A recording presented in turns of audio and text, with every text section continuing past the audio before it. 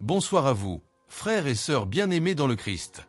Je m'appelle Jean-Benoît Camanzi, j'ai 56 ans, et si je suis devant vous aujourd'hui, c'est pour vous raconter une histoire qui a bouleversé ma vie, et celle de tous ceux qui y ont assisté. Je ne suis pas un héros. Je ne suis pas un saint. Je suis simplement un homme qui a vu, un jour, la main de Dieu se poser là où tout espoir semblait perdu. Je suis missionnaire catholique depuis plus de 25 ans. J'ai servi dans des régions reculées d'Afrique, là où la foi se vit souvent sans électricité, sans route, mais avec un feu spirituel que rien ne peut éteindre. Je viens d'une famille simple. Mon père était catéchiste, ma mère infirmière. Dans mon enfance, la prière du soir autour d'une lampe à pétrole était notre église, et le chapelet, notre trésor. Pourtant, malgré cette éducation, j'ai connu le doute. J'ai connu la fatigue, les blessures de l'âme, les moments où l'on se demande si Dieu écoute encore. Et c'est justement dans ces instants-là, quand tout semble perdu, que le Seigneur se révèle d'une manière inattendue. Avant de vous raconter ce qui s'est passé ce jour-là, au bord d'un fleuve rempli de crocodiles, je veux vous inviter à faire une chose très simple. Installez-vous confortablement. Fermez vos yeux un instant si vous le pouvez, et dites dans votre cœur : Seigneur, parle-moi à travers ce témoignage. Car je crois que ce n'est pas un hasard si vous tombez sur cette vidéo aujourd'hui. Peut-être que vous traversez une épreuve. Peut-être que vous êtes cerné par les crocodiles de la vie, ces peurs, ces problèmes, ces maladies, ces situations qui veulent vous engloutir. Mais écoutez-moi bien, Dieu n'a pas changé. Il agit encore. Il sauve encore. Et ce que j'ai vécu dans ces eaux sombres, il peut aussi le faire dans votre vie. Avant de plonger dans le cœur du récit, je veux vous dire ceci, restez avec moi jusqu'à la fin, car ce témoignage n'est pas une simple histoire. C'est un rendez-vous divin. Et je vous promets que quelque chose dans votre cœur va changer avant la dernière minute de cette vidéo. Alors, si vous croyez que Dieu peut encore accomplir l'impossible, écrivez-le dès maintenant dans les commentaires. Je crois que Dieu peut encore sauver aujourd'hui. Oui, écrivez-le. Pas seulement pour vous, mais comme un acte de foi, comme une déclaration dans le monde spirituel. Et pendant que vous le faites, abonnez-vous à cette chaîne si ce n'est pas encore fait. Ici, nous partageons de vrais témoignages chrétiens, des histoires qui élèvent, qui guérissent et qui rappellent que le Dieu de la Bible agit encore aujourd'hui.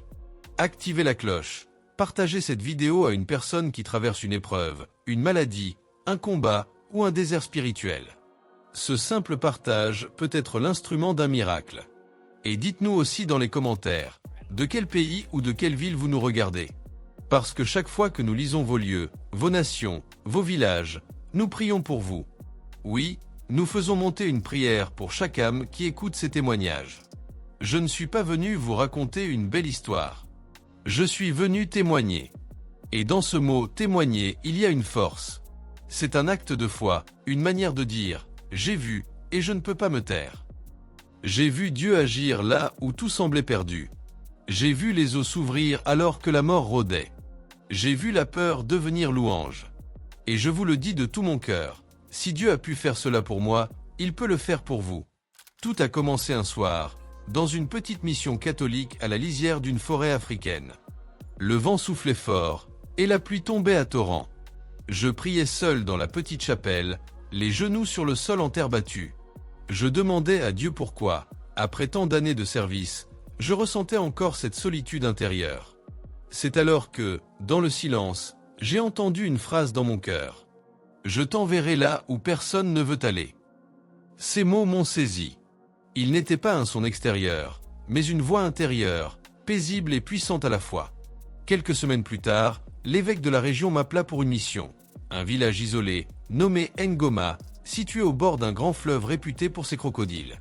Aucun prêtre n'y était allé depuis plus de 10 ans. J'ai accepté, sans savoir que ce voyage allait bouleverser ma foi. Et c'est dans ce lieu, oublié du monde, que Dieu allait manifester sa gloire d'une manière que je n'oublierai jamais. Ce que vous allez entendre maintenant dépasse toute logique humaine. C'est l'histoire d'un homme qui a vu la mort de près, mais qui a surtout vu la main de Dieu se lever au-dessus des eaux du danger. Préparez-vous à découvrir, pas à pas, les signes de la puissance du Dieu vivant, celui qui règne encore aujourd'hui. Bonsoir à vous, frères et sœurs bien-aimés. Je suis Jean-Baptiste, missionnaire depuis plus de 20 ans, et ce que je vais vous raconter ce soir dépasse tout ce que j'ai vécu ou même imaginé. C'est un témoignage de foi, de peur, et surtout de l'intervention directe de Dieu dans ma vie. Je prie pour que chacun de vous, en écoutant ces mots, ressente la puissance de l'amour divin et la réalité de ces miracles. Tout a commencé par une matinée ordinaire dans la savane africaine. Le soleil n'était encore qu'une lueur orangée à l'horizon lorsque je partis du petit village de Nyakina, où j'avais passé la nuit avec mes frères missionnaires. La chaleur était déjà palpable, et l'air sec, chargé de poussière, faisait vibrer l'atmosphère. Les habitants du village, hommes et femmes, enfants et vieillards, m'avaient accueilli avec leur sourire chaleureux et leur chant simple mais profond. J'avais passé la veille à partager la parole du Christ, à prier avec eux et à écouter leurs histoires de foi et de lutte. Je me sentais, ce matin-là, en paix et rempli de gratitude pour cette mission. Mon chemin devait me mener au bord de la rivière Lubira, un lieu où plusieurs familles vivaient isolées et où la foi chrétienne était encore fragile. Alors que j'avançais à travers les herbes hautes, le vent portait des bruits étranges, le cri des oiseaux, le frôlement des feuilles, et parfois un grondement lointain que je n'avais jamais entendu auparavant. Je sentais une inquiétude sourde monter en moi, un avertissement de l'esprit, mais je ne l'écoutais pas pleinement. Ma confiance en Dieu me donnait un sentiment de sécurité, et je pensais naïvement que rien de mauvais ne pourrait m'arriver. Lorsque j'atteignis enfin la rive, la scène qui s'offrit à moi me glaça le sang. La rivière, normalement calme et accueillante, était agitée. L'eau bouillonnait et des mouvements furtifs sous la surface trahissaient la présence des crocodiles, nombreux et puissants. Je savais que ces créatures pouvaient être mortelles. Et pourtant, une force intérieure me poussait à continuer, à ne pas reculer devant ce danger. C'était un test, je le sentais, un moment où ma foi serait éprouvée de la manière la plus extrême. Alors que je m'approchais pour offrir ma prière et bénir les familles qui habitaient l'autre rive, le sol s'effondra soudain sous mes pieds, me faisant glisser vers la rivière. La panique s'empara de moi. L'eau glaciale m'engloutit et je réalisai, avec horreur, que j'étais entouré par plusieurs crocodiles.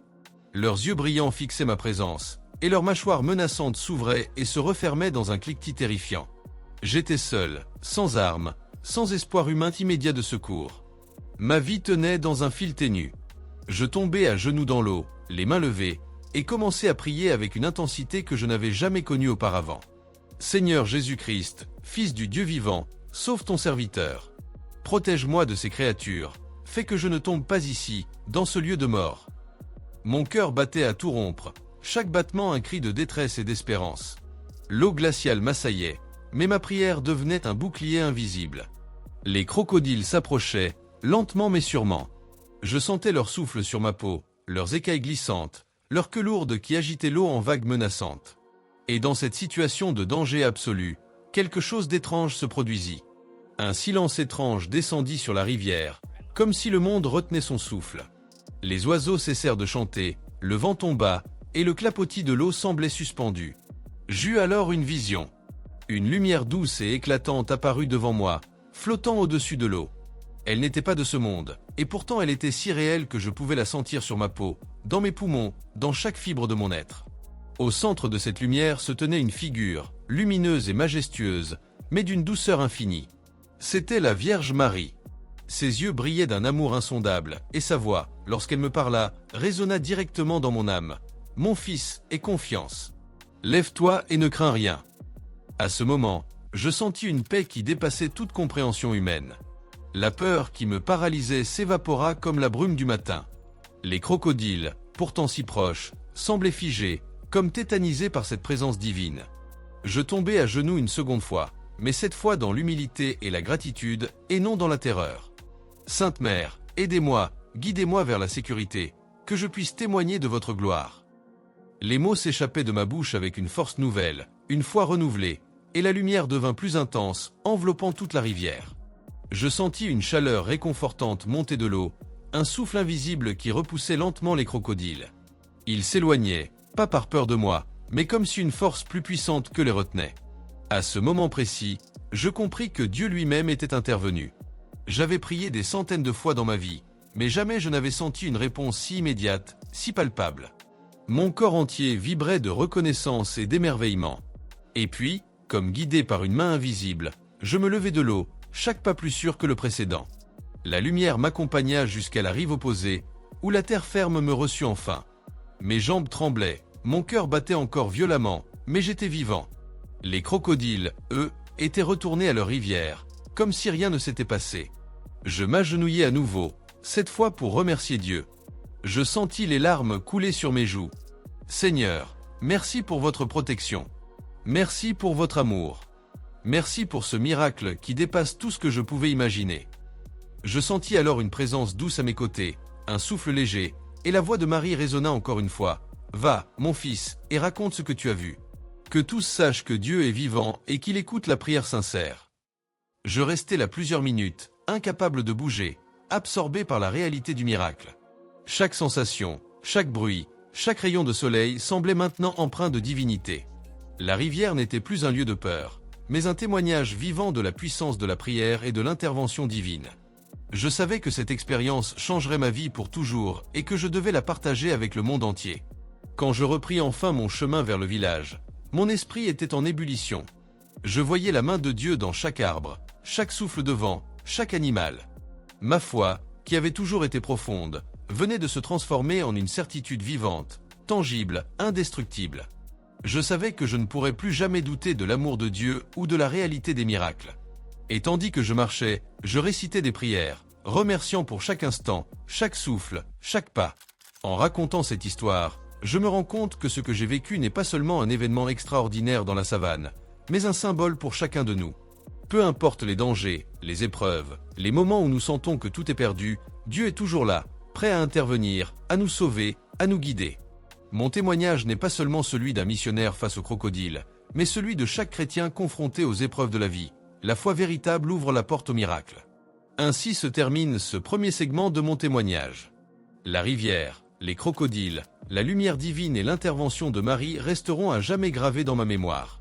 Dans le prochain segment, je vous raconterai comment les villageois ont réagi à mon retour, comment le miracle s'est propagé et comment Dieu a continué à toucher les cœurs grâce à ce témoignage vivant de sa puissance et de sa bonté. Le soleil déclinait doucement derrière les collines de Nyakina lorsque je revins au village. Chaque pas que je faisais vers les huttes me semblait chargé d'une gravité nouvelle. J'avais survécu à ce qui aurait dû être ma mort certaine. La rivière Lubira, avec ses eaux désormais calmes, semblait murmurer des louanges silencieuses à Dieu pour ce miracle accompli. Mon cœur battait encore à tout rompre, et chaque souffle que je prenais semblait être une offrande de gratitude au Seigneur. En approchant du centre du village, je remarquai un rassemblement inhabituel. Des silhouettes se pressaient autour de la grande place, et des voix murmuraient avec excitation et peur mêlée. Les enfants, les yeux écarquillés, pointaient du doigt la direction de la rivière, tandis que les adultes échangeaient des regards incrédules. Je compris alors que mon absence avait été remarquée, et que l'on s'inquiétait pour ma sécurité. Mais ce que je ne savais pas encore, c'était que mon retour allait révéler le miracle de Dieu à tous. À ma vue, un silence s'installa, lourd et pesant. Les villageois me fixaient, certains avec incrédulité, d'autres avec des yeux emplis de larmes. Une femme s'avança, tremblante, et s'écria « Jean-Baptiste, nous avons cru que tu étais perdu. » Sa voix se brisa, et elle me saisit les mains, comme pour vérifier que j'étais bien réel. Je sentis la chaleur de la communauté, leur inquiétude, leur amour, et je réalisai que mon expérience n'était plus seulement personnelle, elle touchait désormais chaque âme présente ici. Je m'agenouillai devant eux, les mains jointes. « Frères et sœurs, je vous en supplie, écoutez mes paroles. Ce que j'ai vécu n'était pas de ma force humaine. C'est Dieu lui-même, par l'intercession de la Sainte Vierge Marie, qui m'a protégé. » Ma voix tremblait, mais chaque mot était chargé de vérité. J'étais entouré par les crocodiles, et pourtant, je suis ici aujourd'hui, vivant, pour témoigner de sa puissance et de son amour. Des murmures parcoururent la foule, certains exprimant la crainte, d'autres la foi qui renaissait. Un vieil homme, le chef spirituel du village, s'avança lentement. Ses yeux brillants de sagesse et de doute mêlés me fixaient. « Tu parles de miracles, missionnaire, mais comment pouvons-nous savoir que c'est vrai ?» demanda-t-il, sa voix grave résonnant dans le silence du crépuscule. Je fermai les yeux un instant, me souvenant de chaque instant sur la rivière, du regard doux de Marie, de la lumière qui m'avait entouré. « Je n'ai pas de preuves tangibles pour ceux qui ne croient qu'aux yeux, » dis-je doucement, « mais je vous offre mon témoignage. Et je vous invite à prier avec moi, à ressentir la présence de Dieu comme je l'ai ressenti, à expérimenter sa paix, qui dépasse toute compréhension. » Un souffle parcourut la foule. Lentement, les villageois se rassemblèrent autour de moi, formant un cercle serré. Nous joignîmes nos mains, et je commençai à réciter le Notre Père, chaque mot vibrant dans l'air du soir. La prière se répandit comme un écho, et une sensation étrange, douce et apaisante, sembla envahir l'assemblée. Les visages tendus se détendirent, les yeux humides se remplissant de gratitude et d'émerveillement. Une jeune fille, les mains croisées sur sa poitrine, leva les yeux vers moi. « Jean-Baptiste, c'est vrai ? Dieu t'a vraiment sauvé ?» demanda-t-elle avec innocence et ferveur. Je posai ma main sur son épaule et répondis « Oui, ma fille. Dieu est vivant, et il entend chaque prière sincère, même dans la peur la plus terrible. » Les récits se mirent alors à se répandre. Chacun racontait ce qu'il avait ressenti durant mon absence, des ombres étranges aperçues près de la rivière, un silence soudain et inhabituel, une sensation inexplicable de protection sur les enfants qui jouaient au bord de l'eau. Les anciens hochèrent la tête, leurs yeux remplis d'étonnement et de respect. Le miracle n'était pas seulement dans ma survie, mais dans la manière dont Dieu avait touché toute la communauté, chacun à sa manière. Je pris le temps de marcher dans le village, saluant et parlant à chacun. Partout où je passais, les gens murmuraient des louanges et des prières. Une femme me montra la rivière, et je vis, pour la première fois, les traces des crocodiles, leurs empreintes mêlées à l'empreinte de mes pas sur la rive. Ces signes, silencieux mais puissants, témoignaient de ce que j'avais raconté. Et je compris que chaque détail de ce miracle était destiné à fortifier la foi de ceux qui doutaient et à éveiller ceux qui avaient oublié Dieu. La nuit tombait maintenant, mais la lumière dans les yeux des villageois semblait plus brillante que jamais. Nous nous rassemblâmes autour du feu central, et je racontai de nouveau l'histoire, en détail, de chaque instant passé au milieu des crocodiles. Les expressions faciales, les frissons de peur, les larmes de gratitude, tout fut partagé avec sincérité et émotion. Des dialogues s'installèrent spontanément. « Mais pourquoi Dieu t'a-t-il sauvé, missionnaire ?» demanda un jeune homme. « Parce que la foi véritable ne connaît pas la peur quand elle est guidée par l'amour de Dieu, » répondis-je. Quand nous plaçons notre vie entre ses mains, il intervient de manière inattendue et miraculeuse. Une vieille femme, le visage ridé par le temps et la sagesse, leva la voix. Nous devons témoigner de ce miracle. Notre communauté doit savoir que Dieu veille sur nous. Sa conviction résonnait dans chaque cœur présent. Je sentis alors un profond sentiment de mission renouvelée. Mon témoignage ne devait pas rester une histoire isolée, mais devenir une lumière pour tous ceux qui avaient besoin d'espoir. Dans les jours qui suivirent, le village entier commença à se transformer. Les prières du matin et du soir prirent une nouvelle intensité, les chants s'élevèrent avec une ferveur jamais vue auparavant, et la parole de Dieu circulait de bouche en bouche. Des visiteurs de villages voisins vinrent entendre mon témoignage, et chacun repartait avec une étincelle de foi ravivée. L'histoire de la rivière Lubira, des crocodiles et de la lumière divine se répandit comme une flamme dans le cœur de ceux qui avaient besoin de croire. Chaque soir, je revenais à la rivière pour méditer et prier. La surface de l'eau, maintenant calme, semblait refléter non seulement le ciel, mais aussi la présence invisible de Dieu. Je ressentais la même paix que lors de mon sauvetage, une paix qui enveloppait mon âme et me rappelait que chaque vie est précieuse aux yeux de notre Créateur. Et chaque prière que j'entendais de la part des villageois me confirmait que le miracle avait semé une graine de foi éternelle. Les dialogues, les prières et les chants se mêlaient à une atmosphère de gratitude et de joie pure. Les villageois venaient me voir pour demander conseil, guidance spirituelle et encouragement. Je les écoutais, partageant des passages des Écritures, récitant des psaumes et prières de protection, et leur rappelant que le Christ est toujours avec nous, même dans les moments les plus sombres et dangereux. Je compris alors que le miracle n'était pas seulement ma survie, mais la transformation d'une communauté entière. Les habitants de Nyakina, autrefois hésitants ou distants dans leur foi, étaient maintenant porteurs d'espérance et de lumière. Et moi, humble missionnaire, j'étais devenu un témoin vivant de la puissance divine, chargé de partager ce message au-delà des rives de la rivière Lubira. Avant de quitter le village pour continuer ma mission, je priais avec chaque famille, les mains jointes et les yeux levés vers le ciel. La lumière des bougies et du feu dansait sur leurs visages, illuminant des sourires remplis de foi retrouvée. Je sentais que le miracle continuerait à résonner dans leur vie, qu'il se manifesterait dans leurs actions et leurs prières, et qu'il inspirerait ceux qui viendraient à leur rencontre. Ainsi se termina ce deuxième segment de mon témoignage. L'intervention divine, la réaction des villageois et la propagation du miracle montrent que Dieu agit toujours, parfois de manière spectaculaire, parfois de manière subtile, mais toujours avec amour. Et c'est avec ce cœur rempli de gratitude et d'émerveillement que je poursuivis ma mission, certain que chaque épreuve peut devenir un témoignage de la gloire de notre Seigneur. Les jours qui suivirent mon retour triomphal à Nyakina furent marqués par une activité intense et une effervescence spirituelle sans précédent. Le miracle de la rivière Lubira avait transformé non seulement ma vie, mais celle de chaque villageois. Les visages, autrefois marqués par la fatigue et les difficultés quotidiennes, brillaient maintenant d'une lumière nouvelle. Les regards, lourds de doute et de scepticisme, s'étaient transformés en yeux emplis de foi et d'émerveillement. Chaque sourire, chaque geste de gratitude me rappelait la puissance de Dieu à l'œuvre. Je savais que ma mission ne pouvait se limiter à ce seul village. Le miracle devait inspirer d'autres communautés, raviver les cœurs endormis et éveiller ceux qui avaient perdu l'espérance. Je décidai donc de me mettre en route, en compagnie de quelques habitants désireux de répandre la parole de Dieu et de témoigner de ce qu'ils avaient vécu. Ensemble, nous traversâmes les collines et les plaines, chaque pas guidé par la providence et la prière. La route vers le premier village voisin était semée d'embûches. Les sentiers étaient étroits, les herbes hautes cachaient des animaux sauvages, et le soleil de midi était implacable.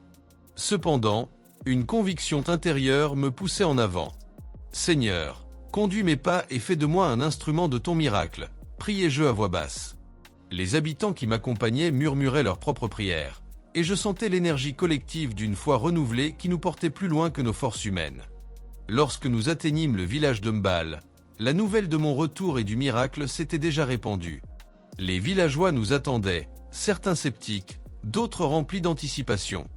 Les enfants couraient autour de nous, impatients, tandis que les anciens se rassemblaient pour écouter. Je compris immédiatement que le miracle avait créé une onde invisible, touchant même ceux qui n'avaient pas été témoins directs de l'événement. Je pris la parole devant l'assemblée, récit exact et détaillé de ce que j'avais vécu sur la rivière Lubira. Les expressions des villageois passaient de la surprise à l'incrédulité, puis à la foi. « Tu dis que Dieu t'a sauvé, et que les crocodiles se sont écartés devant la lumière de Marie ?» demanda un homme d'une voix tremblante. Je hochai la tête, le cœur vibrant de conviction. « Oui, c'est vrai. Et si vous le voulez, vous pouvez ressentir la même paix, la même protection, en ouvrant vos cœurs à la prière et à la foi. » Nous organisâmes alors une veillée de prière, à la lueur des torchers et des feux de camp. Les chants, les psaumes et les prières s'élevèrent dans la nuit, et quelque chose d'extraordinaire se produisit. Une atmosphère de calme et de douceur enveloppa le village, et les villageois commencèrent à partager leurs propres histoires de protection et de miracles, de petits événements quotidiens où ils avaient senti la présence de Dieu. Chaque récit renforçait la foi des autres, créant un cercle vertueux de confiance et d'espérance. Au fil des semaines, ma mission nous mena vers d'autres villages plus reculés encore. Chaque endroit où nous nous rendions, le miracle de la rivière Lubira servait de témoignage vivant. Les habitants, souvent méfiants ou distants, se transformaient devant le récit de ma survie et de l'intervention divine. Je voyais dans leurs yeux la lueur de la foi renaissante, et chaque prière collective semblait multiplier cette lumière. Un soir, alors que nous traversions un chemin escarpé, nous rencontrâmes une famille qui avait perdu foi après plusieurs années de difficultés et de maladies. La mère, les yeux fatigués, murmura « Nous avons prié, mais Dieu ne nous a jamais entendus. » Je m'agenouillai à ses côtés et pris ses mains dans les miennes. « Dieu entend toujours, » dis-je doucement. « Parfois, les réponses ne viennent pas comme nous l'attendons, mais elles viennent toujours. La foi ne disparaît jamais, même dans le silence. » Nous priâmes ensemble, et je sentis une chaleur douce et réconfortante envahir notre cercle.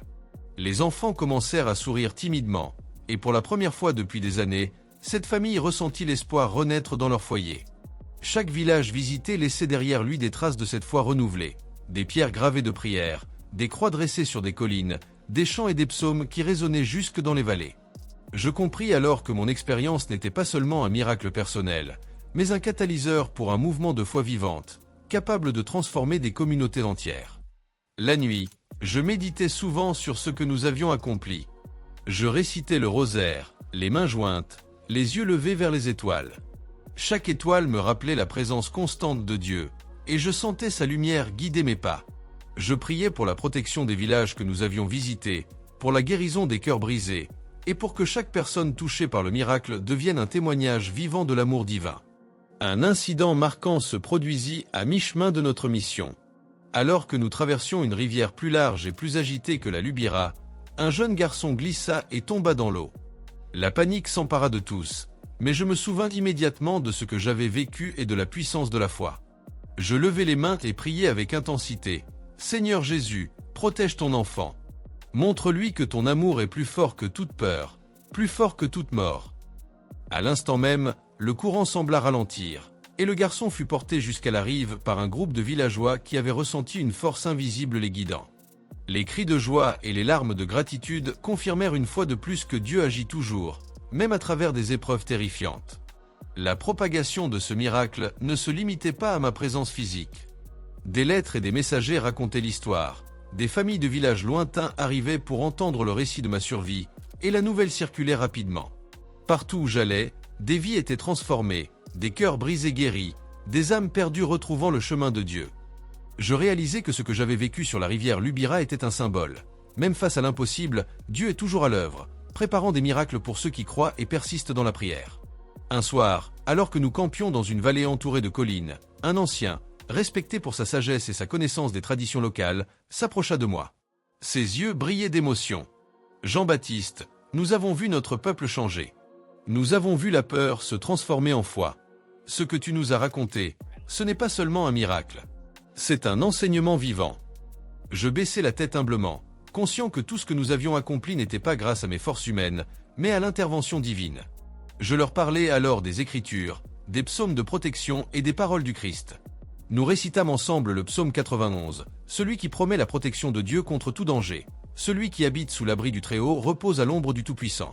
Je dis à l'Éternel, mon refuge et ma forteresse, mon Dieu en qui je me confie. Les mots résonnaient dans la vallée, et je vis la lumière dans les yeux des villageois, reflet de la foi qui renaissait. Au fil des mois, ma mission se transforma en un véritable voyage de lumière. Les miracles ne se limitaient plus aux crocodiles de la Lubira. Ils se manifestaient dans les guérisons, les protections invisibles et les changements de cœur au sein des communautés. Chaque expérience renforçait la conviction que Dieu agit toujours, souvent de manière subtile, parfois spectaculaire, mais toujours avec amour et sagesse. Ainsi se termine ce troisième segment de mon témoignage. La mission qui avait commencé avec un miracle personnel sur la rivière Lubira avait maintenant touché des centaines de vies. Le message était clair. La foi véritable ouvre la porte au miracle, et Dieu peut transformer la peur en espérance, le doute en certitude et la souffrance en témoignage de sa gloire. Chaque village visité, chaque prière récitée, chaque cœur touché par le miracle était un signe de sa présence constante et de son amour infini. Les semaines devinrent des mois, et chaque village que nous visitions témoignait d'une transformation profonde et durable. Ce qui avait commencé comme un miracle isolé sur la rivière Lubira se répandait désormais comme un feu sacré dans le cœur des populations. Les habitants, autrefois hésitants, méfiants ou indifférents à la foi chrétienne, manifestaient désormais un désir ardent de prière, de service et de communion avec Dieu. Je voyais dans leurs yeux cette lumière intérieure qui ne peut provenir que d'une rencontre réelle avec le divin. Chaque matin, au lever du soleil, je priais seul au bord de la rivière ou dans la nature environnante. La brume légère qui flottait sur les champs, le chant des oiseaux et la douce caresse du vent semblaient tous faire partie d'un dialogue silencieux avec Dieu. « Seigneur, murmurais-je, fais que la foi que nous semons aujourd'hui porte des fruits éternels. Que chaque village que nous visitons devienne un phare de lumière et d'espérance. » Ces moments de méditation me remplissaient de force, car je savais que les miracles ne se limitaient pas à des événements spectaculaires, mais se manifestaient aussi dans le quotidien des âmes transformées. À chaque nouveau village, le témoignage de la rivière Lubira précédait notre arrivée. Les habitants avaient déjà entendu parler de la survie miraculeuse face aux crocodiles, et cela éveillait en eux une attente mêlée de crainte et de curiosité. Mais ce que je voyais, c'était bien plus qu'une simple fascination. C'était l'émergence d'un désir sincère de communion avec Dieu. Certains venaient timidement, d'autres avec la ferveur d'âmes affamées de lumière. Chacun portait en lui un besoin de transformation et d'assurance que Dieu veille sur lui. Un soir, dans le village de Kitalo, nous fûmes accueillis par une foule impressionnante. Des hommes et des femmes de toute génération se rassemblèrent autour de nous, impatients d'entendre le récit du miracle et de recevoir une parole de guidance spirituelle. Je pris place au centre de la place principale et commençai à raconter, en détail, ma rencontre avec les crocodiles et l'apparition de la Sainte Vierge Marie. Les visages exprimaient tour à tour l'incrédulité, la peur, puis la foi naissante. Une femme, tenant son enfant dans ses bras, s'approcha et dit d'une voix tremblante, « Missionnaire, si Dieu a protégé ta vie, peut-il protéger la mienne et celle de ma famille ?» Je posai ma main sur son épaule et répondis avec conviction, « Oui, chère sœur. Dieu entend chaque prière sincère et protège ceux qui s'ouvrent à lui avec foi. » Il peut transformer la peur en courage et le doute en certitude. Nous nous agenouillâmes alors ensemble, et toute la communauté récita le rosaire à voix haute, la voix de chacun se mêlant aux autres dans une symphonie de foi et de gratitude. Dans ce village, et dans bien d'autres, je vis se produire des conversions majeures. Des personnes qui avaient rejeté ou ignoré Dieu depuis des années revinrent à la prière, au sacrement et à la vie communautaire chrétienne. Des familles entières commencèrent à observer le dimanche comme un jour sacré, à chanter des hymnes et à prier ensemble. Ce qui m'émerveillait le plus, c'était que ces transformations ne se faisaient pas uniquement par mes paroles, mais par la puissance de Dieu agissant dans les cœurs de chacun. Mon rôle n'était que celui d'un humble instrument de sa volonté. Un événement particulièrement marquant se produisit à la rivière Ngunzi, un affluent éloigné de la Lubira. Des enfants jouaient près de l'eau quand soudain l'un d'eux tomba dans un trou boueux. La peur s'empara de tous, mais je me rappelai immédiatement de ma propre expérience avec les crocodiles. Je levai les mains et priai avec ferveur. « Seigneur Jésus, étends ta main sur cet enfant. Protège-le et fais de ce moment un témoignage de ton amour infini. » À l'instant même, l'enfant fut secouru, indemne, par les villageois guidés par une intuition inexplicable. Les cris de joie et les larmes de gratitude rappelèrent à tous que Dieu agit toujours, souvent là où l'on s'y attend le moins. Dans chaque village, nous établîmes des lieux de prière et des croix symboliques, des endroits où les habitants pouvaient venir se recueillir, méditer et prier en toute sécurité. Ces espaces devinrent rapidement des centres d'inspiration et de formation spirituelle. Les anciens nous enseignaient les traditions locales, que nous pouvions intégrer à la pratique chrétienne, tandis que les jeunes apprenaient à réciter les psaumes, chanter les hymnes et réciter des prières de protection. L'harmonie entre la foi chrétienne et la culture locale renforçait l'engagement de chacun, et je voyais naître une véritable communauté spirituelle, ancrée dans la foi et l'amour de Dieu. Je me souviens particulièrement d'une rencontre avec un vieil homme, gardien des coutumes ancestrales, qui avait longtemps douté de la puissance de la foi chrétienne. Il s'approcha de moi un soir, alors que nous contemplions le coucher du soleil sur une colline. « Missionnaire », dit-il avec une voix grave mais respectueuse, je ne comprenais pas comment un homme pouvait survivre face à la mort certaine. Maintenant je le vois, et je comprends que la foi est plus forte que tout. Nous priâmes ensemble, les mains jointes, et à cet instant je compris que chaque miracle personnel, chaque acte de foi sincère, pouvait se transformer en un témoignage vivant capable de changer des vies et des générations entières. Le miracle de la rivière Lubira et son impact sur les villages voisins me rappelaient chaque jour que la prière est un pont entre l'homme et Dieu. Chaque cri de détresse, chaque supplication, chaque mot murmuré au creux du cœur était entendu par le Seigneur. Et plus nous partagions ce témoignage, plus la foi se propageait, touchant des âmes qui semblaient autrefois inaccessibles. Les histoires de protection divine, de guérisons inattendues et de changements de cœur se multipliaient, créant un réseau invisible mais puissant de foi vivante. Je vis aussi l'émergence de jeunes leaders spirituels parmi les habitants. Des jeunes hommes et femmes, inspirés par le miracle et leur propre expérience de la prière, prenaient la responsabilité de guider les cérémonies, de chanter les hymnes et d'instruire les plus jeunes dans la foi. Cette relève naturelle était un signe que le miracle n'était pas éphémère. Il avait semé des graines capables de croître et de prospérer dans le temps. Chaque soir, en méditant seul, je récitais le psaume 23. « L'Éternel est mon berger, je ne manque de rien. Il me fait reposer dans de verts pâturages. Il me conduit près des eaux paisibles. » Ces paroles prenaient une résonance particulière, car elles n'étaient plus seulement des mots sur une page, mais l'expérience même que je vivais au quotidien. La protection, la guidance et l'amour de Dieu se manifestaient concrètement dans chaque village, chaque famille et chaque individu touché par cette mission. Ainsi, au fil des mois, la mission s'étendit bien au-delà de ce que j'avais pu imaginer. Des dizaines de villages furent touchés, des centaines d'âmes retrouvèrent la foi et l'espérance, et le miracle de la rivière Lubira devint une source d'inspiration durable. Chaque récit, chaque prière, chaque conversion témoignait de l'action constante de Dieu, qui transforme la peur en courage, le doute en certitude et la souffrance en témoignage vivant de sa gloire. En conclusion de ce segment, je veux partager une vérité que j'ai apprise au cours de cette mission. Aucune épreuve n'est insurmontable quand nous plaçons notre vie entre les mains de Dieu. Même face aux dangers les plus terrifiants, comme les crocodiles de la Lubira, la foi sincère ouvre la porte au miracle, et la lumière divine peut transformer non seulement notre vie, mais celle de toute une communauté. Que chacun de vous, en écoutant ce témoignage, ressente l'amour de Dieu et trouve la force de persévérer dans la foi, peu importe les obstacles qui se dressent sur votre chemin. Les mois passèrent, et je compris que la mission, commencée avec un simple miracle sur la rivière Lubira, avait désormais pris une dimension que je n'avais jamais imaginée. Les villages que nous avions visités ne se contentaient plus d'être des témoins passifs de la foi. Ils devenaient eux-mêmes des centres de lumière et de transformation. Chaque communauté avait créé ses propres moments de prière collective, ses célébrations et ses espaces consacrés à Dieu. Le miracle initial s'était transformé en un mouvement vivant, où chaque personne pouvait ressentir la présence divine dans sa vie quotidienne. Un matin, je reçus un messager du village de Nyakina. Il apportait des nouvelles incroyables. Plusieurs familles avaient eu des expériences extraordinaires depuis notre départ. Une femme, enceinte et faible, avait prié en secret devant la croix que nous avions dressée sur la colline, et son enfant était né en parfaite santé, malgré les complications médicales prévues. Un jeune homme, autrefois violent et rebelle, avait trouvé la paix et la discipline dans les prières du matin et du soir. Ces nouvelles confirmaient ce que j'avais toujours ressenti.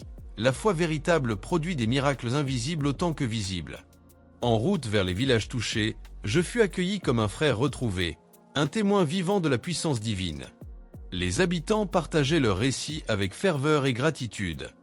Les plus âgés, autrefois sceptiques, parlaient avec une humilité et une conviction que je n'avais jamais vues. « Jean-Baptiste, me disait un vieil homme, nous voyons maintenant que Dieu ne se limite pas à protéger un homme seul. Il agit pour chacun, dans le quotidien, dans le cœur de chacun. » Ces paroles résonnaient profondément en moi. Elles traduisaient la transformation durable qui s'était opérée. Le miracle n'était plus un événement isolé, mais un héritage vivant. Chaque village offrait sa propre version de témoignage secondaire, des petites merveilles que nous avions appris à considérer comme de grands signes. Un enfant, qui avait perdu sa jambe dans un accident, raconta comment il avait senti une force invisible le guider à marcher à nouveau, lentement mais sûrement.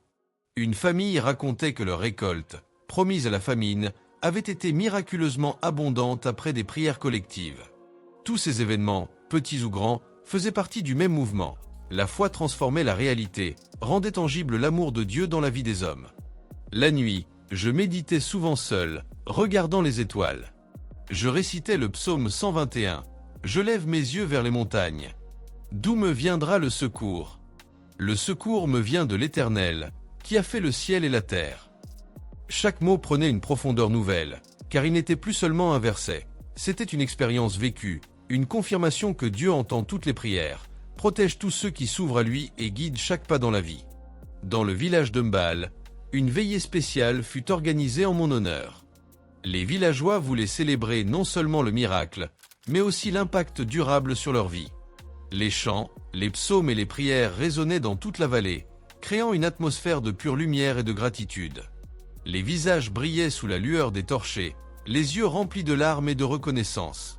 Chacun récitait son propre témoignage, et à chaque parole, je voyais la puissance de Dieu à l'œuvre, des cœurs transformés, des âmes renouvelées, une foi vivante.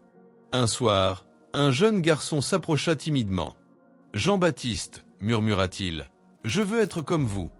Je veux servir Dieu, aider les autres et prier pour eux. » Je posai ma main sur sa tête et répondis avec douceur. « Mon enfant, le Seigneur appelle chacun selon ses plans. Il t'a donné un cœur ouvert et prêt à aimer. Poursuis la prière, la bonté et l'obéissance à sa parole, et tu seras un instrument de lumière pour beaucoup. » Ses yeux brillants étaient un symbole de ce que chaque miracle pouvait produire. Non seulement la protection ou la guérison, mais la naissance de vocations et d'engagements durables. Au fil des semaines, nous retournâmes dans les villages les plus éloignés, constatant que la foi continuait de croître sans notre présence constante. Les prières étaient récitées quotidiennement, les enseignements partagés et les jeunes instruits dans la foi chrétienne. Chaque retour confirmait ce que j'avais toujours senti. Les miracles ne sont pas des événements isolés, mais des graines qui, une fois semées, produisent des récoltes spirituelles durables. Lors d'une de ces visites, un village particulièrement réticent à l'enseignement chrétien manifesta un changement radical. Un groupe d'hommes et de femmes, auparavant sceptiques, demanda à recevoir les sacrements et à participer aux prières collectives. Ils racontèrent avoir ressenti une protection invisible lors d'une inondation qui avait frappé leur région quelques semaines auparavant. « Nous avons cru à notre perte, » dit une femme, « mais une force mystérieuse nous a protégés. Maintenant nous savons que Dieu est vivant et veille sur nous. » Le miracle de la rivière Lubira avait dépassé son rôle initial. Il était devenu un témoignage vivant de l'action divine à travers le temps et l'espace. Chaque soir, avant de dormir, je méditais sur ces événements. Je sentais la responsabilité immense de partager ce témoignage avec le monde entier, mais aussi la certitude que Dieu guide chaque étape. « Seigneur, priai-je, fais que ce que nous avons commencé continue de grandir. Que chaque vie touchée devienne un phare de lumière et un exemple de ton amour infini. Et dans le silence de la nuit, je ressentais une paix profonde, un signe que ma mission, bien que commencée par un miracle, avait trouvé sa continuité dans la transformation des cœurs. Les conversations avec les habitants, les prières partagées et les récits des miracles secondaires devinrent la base d'un enseignement durable. Nous encouragions chacun à noter ses expériences, à réciter quotidiennement les prières et à transmettre les enseignements aux plus jeunes. Ainsi, la foi ne dépendait pas de ma présence constante, mais devenait un mouvement autonome, enraciné dans l'amour de Dieu et la conviction que la foi véritable ouvre la porte aux miracles et aux transformations durables. Enfin, le jour arriva où nous dûmes reprendre le chemin du retour vers la rivière Lubira. Là, je m'arrêtai un instant, les yeux fermés, priant silencieusement. « Seigneur, murmurai-je, merci pour ce que tu as accompli. Merci pour chaque âme transformée, pour chaque miracle, petit ou grand. Guide-nous maintenant pour continuer à être des instruments de ton amour. » Je sentis une brise légère caresser mon visage, comme une confirmation divine que ma prière avait été entendue et que la mission continuerait à travers ceux que Dieu avait touchés. Ainsi se conclut ce 5e segment de mon témoignage. Le miracle de la rivière Lubira, initialement un événement personnel et dramatique, s'était transformé en un mouvement spirituel durable, capable de transformer des vies et de réveiller la foi dans des villages entiers. Chaque conversion, chaque prière, chaque protection divine témoignait de l'amour infini de Dieu et de sa volonté de guider ceux qui lui font confiance. Que chacun de vous, en écoutant ce récit, se souvienne que la foi véritable, même face à l'impossible, ouvre la porte au miracle, et que chaque cœur sincère, chaque prière véritable, peut devenir un instrument de lumière dans ce monde. Moment bonus, l'apparition divine et la grâce infinie. La nuit était tombée sur la rivière Lubira, enveloppant le monde d'une obscurité profonde, seulement troublé par la lueur vacillante des feux des villageois. J'étais seul, agenouillé sur la rive, mes mains jointes et mon cœur ouvert dans une prière silencieuse, pleine de gratitude et d'humilité. Chaque souffle semblait porté par une énergie invisible, et je sentais la présence de Dieu plus près que jamais. Soudain, une lumière douce et pure se mit à danser sur la surface de l'eau. Elle grandit, enveloppant la rive d'une aura éclatante, et je crus que mes yeux me trompaient. Mais cette lumière n'était pas un simple reflet, c'était la présence tangible de Dieu, à la fois majestueuse et infiniment douce. Une voix, claire et réconfortante, résonna dans mon âme. « N'aie pas peur, mon enfant. Je suis avec toi. » Mon corps tout entier fut envahi par une chaleur douce et un sentiment de paix qui surpassait tout ce que j'avais jamais connu. Alors que je levai les yeux, j'aperçus une silhouette lumineuse, enveloppée de rayons dorés. C'était la Sainte Vierge Marie. Ses yeux étaient pleins de compassion, et un sourire rempli de tendresse illuminait son visage. Elle tendit la main vers moi, et dans cet instant, je compris que chaque épreuve, chaque peur, chaque doute de ma vie avait conduit à ce moment de grâce pure. Mon cœur se mit à battre avec une intensité nouvelle, et des larmes de joie coulèrent sur mes joues. « Seigneur, murmurai-je, la voix tremblante, je suis indigne de tant de miséricorde. » La voix divine résonna alors à nouveau. « Mon enfant, l'amour que je porte pour toi ne dépend pas de tes forces, mais de ta foi. Même dans les moments les plus sombres, je suis là pour te protéger et te guider. » À cet instant, je vis devant moi non seulement ma propre vie transformée, mais aussi celle de tous les villageois, de tous ceux qui avaient prié, cru et persévéré dans l'espérance. Des images de protection, de guérison, de rire et de larmes de gratitude se succédaient dans mon esprit comme un tableau vivant de l'œuvre de Dieu.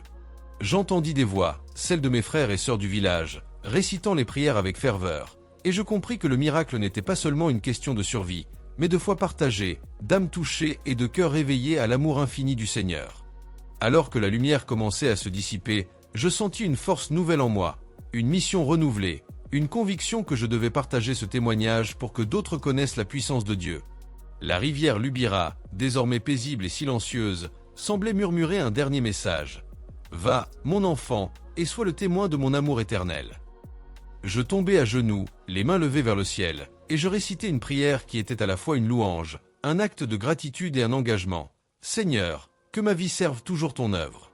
Que chaque parole que je prononce, chaque geste que je fais, soit un reflet de ton amour. Que les miracles que j'ai vécus et les âmes que j'ai touchées continuent à glorifier ton nom pour l'éternité. » À ce moment précis, quelque chose de miraculeux se produisit.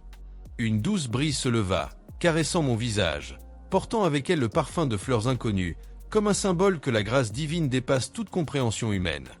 La lumière, bien que s'éteignant peu à peu, laissa derrière elle une impression durable, la certitude que Dieu agit toujours, même quand le monde semble silencieux ou hostile. Je restais là, immobile, le cœur rempli d'émerveillement et de paix. Je savais que ce moment resterait à jamais gravé dans ma mémoire, non pas comme un simple souvenir, mais comme un témoignage vivant de l'amour de Dieu et de la puissance de la foi. Et je compris que ce que j'avais vécu sur la rivière Lubira n'était que le commencement. Chaque personne qui croit, chaque prière sincère, chaque acte de foi peut devenir un miracle dans le monde.